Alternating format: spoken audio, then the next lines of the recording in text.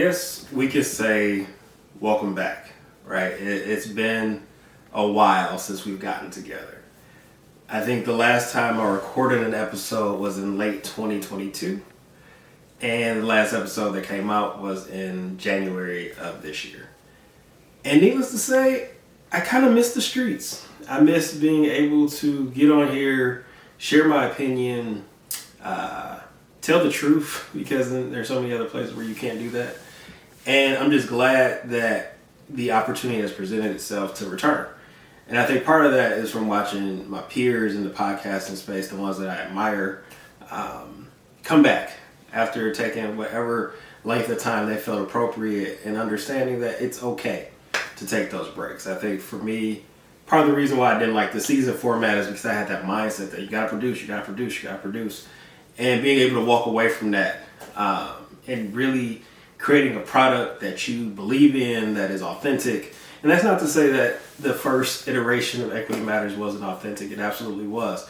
But this is my effort to show my own evolution. And seeing that, you notice that you can actually see me, which is completely different. I am stepping out. I am stepping on those insecurities and say, hey, this is me. This is who you're going to get. A few things that you may have noticed have changed since the last time that we got together. I've cut my hair. And part of that is because I couldn't maintain it anymore. My braider, my wife, didn't have time for it. So I said, all right, let's do what we got to do. So why would I come back after 5 months? Well, part of that being that I realized that the work just simply wasn't done. There are more stories to tell. There are more realizations. There are more truths to be told. And part of my responsibility, at least what I believe, as the leader that I am, as the podcaster that I am, the practitioner, the academic, all those pieces of me, I want to be in a position to tell those stories. And that is what brings me back to the microphone today. I also want to raise the idea that it's okay to tell these stories. I think in the work that we do, whether it's social work, public health, public leadership, any of those spaces that we occupy, someone has to tell the story because it gets lost. We get so caught up in the day-to-day and having to provide services, to review policies, whatever it has to be, running your programs, that we don't take a moment to reflect on what we've done. We don't take a moment to reflect on the barriers that we've overcome. And it's unfortunate because we put ourselves in this hamster wheel of sorts where it's just another cog in the machine. It's just another day where you have to go and do the thing that you did yesterday to produce the same spacely sprocket over and over again. That doesn't have to be the case. I think storytelling, I've talked about this previously on the pod, is a powerful tool for advocating for change. It's a powerful tool for developing policy, making sure people understand the exact need, what's necessary to be transformed as far as systems change goes. All of those things, they play a role. And so with Equity Matters returning, part of it for me is being in a space to tell those stories. So we are here today because I realized that it's been around 3 years since the idea of Equity Matters first came into fruition. And I've told this story time and time again, but I'm going to tell it one more time about how Equity Matters came to be, because it's important, especially in the context of where we are right now. Equity Matters was formed out of a point of frustration for me. I was a graduate student. I was working in the state government. That hasn't changed.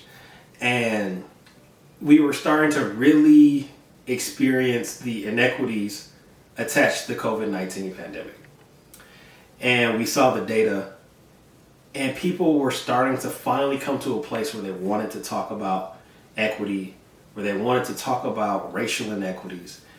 And I felt in the ways that things were framed, something was missing. I don't know if it was the voices were always the same. I felt like they were always tapping on the same people to do this work, or if it was the misnomer between equality and equity, because they're not the same thing, and people just wouldn't get it. And it really dawned on me that Equity Matters podcast could be the vehicle for articulating exactly what equity is and how do we get there. Shout out to all the guests who appeared on that first iteration who are able to tell those stories. And we continue these stories today because where we are now, 3 years removed, we just experienced the anniversary of George Floyd's murder. And it's dawned on me that there were a lot of promises made by a lot of people to change, to do things differently, to support people of color from the bottom of the organizational chart all the way to the top. And I don't think we've upheld those promises. I think it's time to dust off those strategic plans. It's time to look back at some of those racial justice and anti-racist statements, those affinity groups that you stood up that no one ever attended because they never felt like it was a safe place. It's time to return to that because we realized that nothing has changed, or at least there was a lot of attention for a short period of time where everyone was talking about racism. Racism is a public health crisis. Racism is killing people. And all of those things still remain true. I'm getting ready to go to an environmental justice conference next week. So I'm moderating a panel on environmental justice, health, and equity. And again, at the root cause of these inequities, we typically find some form of racism. Whether we're talking about redlining, whether we're talking about institutional racism that's been embedded and baked into practices across a variety of organizations, it's there. And we have to be willing to, one, acknowledge it. Acknowledge that there have been, I don't want to call them missteps because it was intentional. There were intentional decisions made to limit opportunity for people of color. Today I'm being very specific, for Black people. And the result has been these inequities that we see currently. And so when you put out a statement in 2020 saying that we're going to do better, right? You've got representatives and you have senators and congresspeople kneeling with kente cloth on, like things like that, all performative, right? Like it makes somebody feel good, but it doesn't change the behaviors. You got to have both. So the first part is to acknowledge the problem. Great. Second part is, what are we going to do about it? Are we going to continue to uphold the status quo? Because I think that's where a lot of us go, right? It's like, oh, we've tried to change. We didn't have the money. We didn't have the people. People weren't bought into the process. Well, why? Why not? Why aren't people bought into your process? Is it because it's superficial at best? Is it because you knew when you drafted these documents that they were only going to be documents?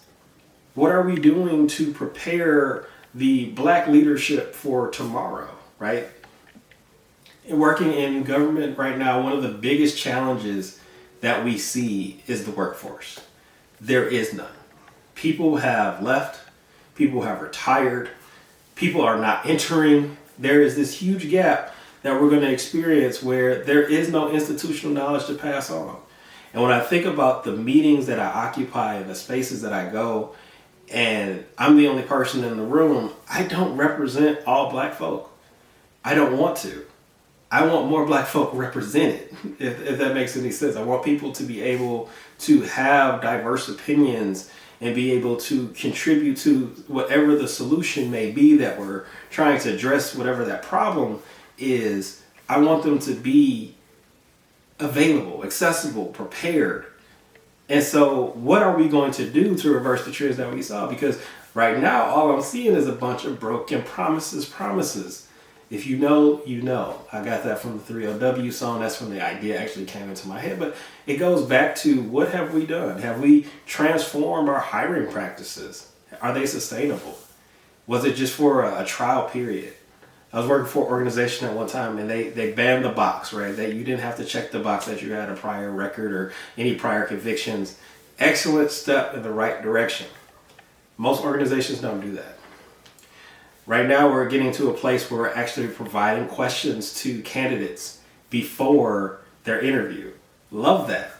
Because the type of anxiety that people experience, especially Black folk, brown folk, that they experience when going into these spaces, it already puts them at a disadvantage when they're having the conversation.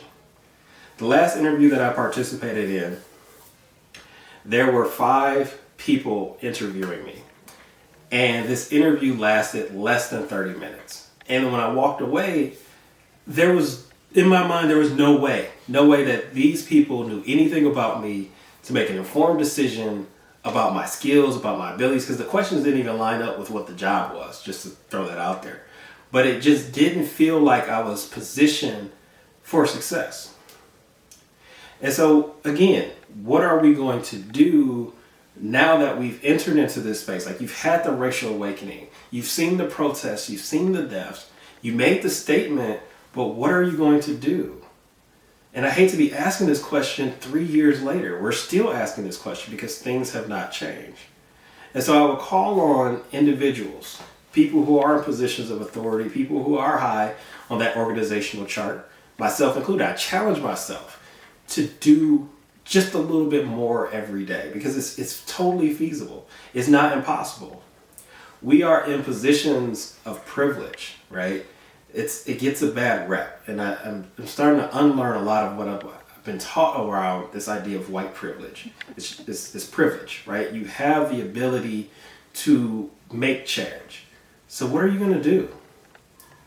One of the things that I've observed as of late is this outpouring or this lack of support for chief diversity officers. And for a period of my life, I felt like that was the direction that I wanted to go in. I wanted to take on a role where I would oversee an organization's diversity efforts. And the more I read about it, the more I started to understand some of the mechanics of the job. I felt personally uncomfortable because anybody who knows me knows that I hate checkbox type activities. Like, if I'm going to commit to something, I'm going to do it and I'm going to see it through. This felt like a checkbox. Because in many cases, people are not given the ability or the autonomy or the support, the infrastructure to really thrive. I've seen equity programs, whole programs that don't have budgets. So how are you going to see this thing into the next year? Who's going to be responsible for making sure these things happen the way that they're supposed to? Again, broken promises. And so as we prepare to wrap, because I didn't want to spend too much time on here, I wanted to just ease back in. I wanted to dip my toe into the water to check the temperature. I want you to spend some time over the next few days, few weeks, whenever, thinking about what has my organization said about racial justice, especially in that period of 2020, right? When everybody was doing it, it was vogue. Everybody was wearing Jordan 1s. Everyone was talking about racial equity. What has our organization done? Is it still going on? Is it being supported? And so that is enough to get us started with this brief return. But a few other things that I just have to mention. So people ask me all the time, when you were podcasting, were you able to be the same person on the pod that you are in meetings or in your personal life? And I realized over time it really had to evolve. It had to come together in a more intentional way. What I observed or what I experienced in the very beginning of podding was kind of like this very far out, like almost radical person, right? This angry person who felt there were so many limitations in all the systems and nothing could be done about it. And on the other hand, I am a part of those systems. I am, in many cases, a gatekeeper, right? Like, I'm a person who makes decisions about resources, about people, about technology. And I had to realize that I had to bring that same kind of energy that I had as a podcaster to my work. And so I noticed the way that I would enter into spaces would change. I would listen like I've always done. I've always been a listener first. And then I would dive into, well, have we considered this yet? And then nudge just enough to get one person to buy in. And usually it's the one person I need to make things change. And so as emerging practitioners, as people who are growing in this work, keep that strategy in mind. So you don't have to necessarily be the greatest agitator in every meeting. it's going to be very difficult for you to gain social capital that way.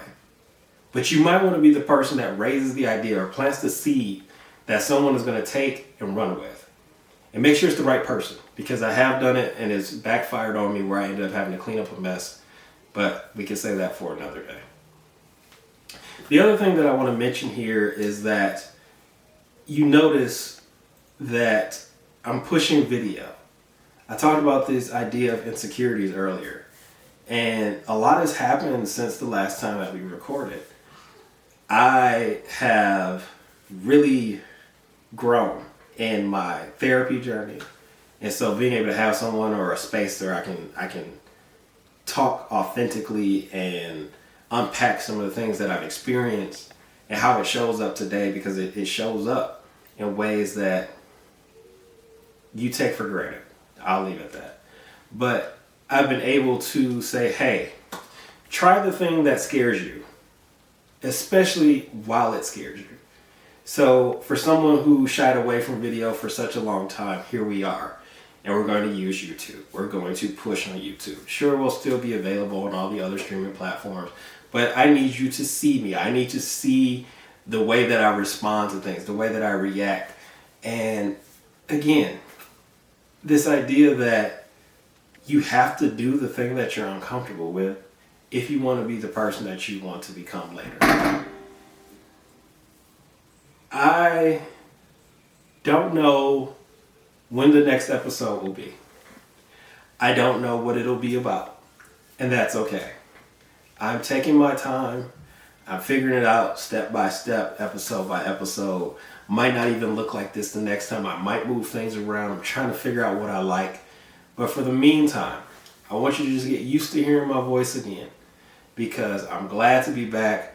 I'm glad to bring back Equity Matters, especially in a way, in a platform that is challenging to me, because I tend to take on projects, master them, and then walk away.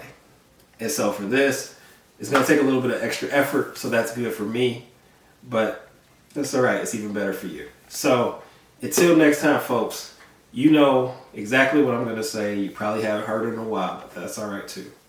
Equity matters.